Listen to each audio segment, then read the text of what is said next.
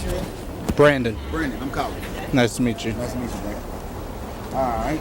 We'll make this as short as possible. I know you're trying to get home, dude. All right. All right. So, if I say, what's your name? Don't just say Brandon. Right there. All right. Just say, don't just say Brandon. Say, my name is Brandon. If I say, what time is it? Don't say 8:45. Be like, I think it is around. You know what I'm saying? Just answer the whole sentence. I feel you. All right. Cool. So anyway, are you a resident of Fulton County? I am not. I'm a resident of Cobb County. I understand. Are you a registered voter? I am a registered voter. For how long? Past 4 years. That's for you. Understand. Do you know who the last person was that you voted for in a judicial election? In a judicial election, I have not voted for in the local judicial elections, or I don't remember. I understand. Do you feel that judicial elections are important? Of course. Why? They're important because it pays to know who you're electing to judicial positions, like judges and magistrates. It's important that they be members of the community and know the community that they're judging. I understand.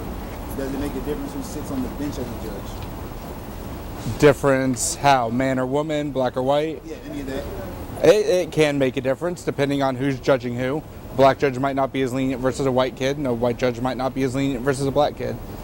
Bias always comes up. That's the best answer I got already. Should all judges have the same background? No, judges should come from various forms of life. We should encourage anybody who's looking to be a judge or magistrate to pursue their dreams. Right. It's kind of the same question, but should all judges have the same philosophy? If the philosophy is to serve justice as impartially as possible, then yes. Okay. Do you think that judges should be selected by politicians or by the people, and why? Of course, by the people. I mean, everybody should be aware of who they're voting for and why they're voting for them.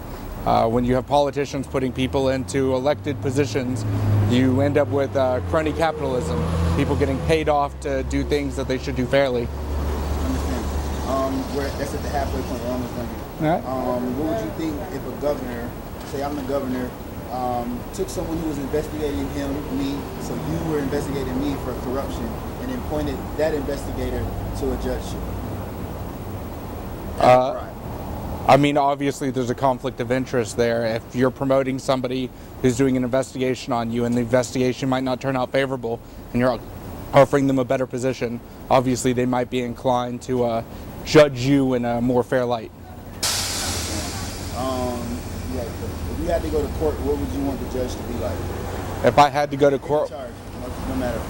I would want the judge to be knowledgeable on the community I may have came from, be knowledgeable on what it was that I did, and be knowledgeable about what the current case law is. And so what values would you want that judge to have? I mean, I'd want him to be fair and intelligent. I would hope that he would remain unbiased one way or another versus my skin color or my religion, things like that, gender. What would you think about a judge that had 2 DUI convictions versus 1? Would that make a difference to you? Yeah, I mean, judges are, public servants of any kind are supposed to represent a higher moral standing in the community because they are there to judge the community. So obviously if a judge had gotten 2 DUIs and was still on the bench, it might call into question why he is still on the bench and whether he was brought up for review on either DUI charge. Last 2, they got a couple parts to the last 2. Which of these 3 governors appointed the least number of black judges to the Superior Court of Fulton County? Nathan Deal, Sonny Perdue, or Lester Maddox? I do not know offhand, but I would suspect it was. I said I don't know offhand, but I suspect probably Nathan Deal. What if I said all of them had the same number, which is 0? I say that's very unfortunate, and that with Atlanta having a large black population, there should certainly be a fair number of African American judges on the bench. No, sir.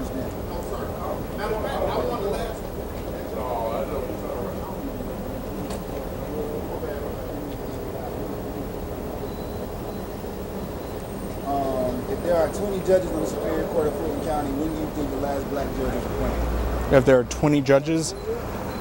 Well, since you said the last 3 governors didn't appoint any black judges, I suspect that it's been quite a while, but I don't know exactly. 12 years or so. What do you think about that?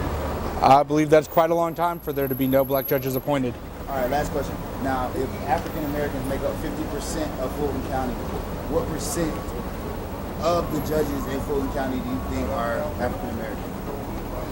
I wished it was 50%, but I imagine that it's probably 10% or less. What if I said it's 30%? That's better than I'd hoped. All right, that's it, man. Cool. I think. Yeah.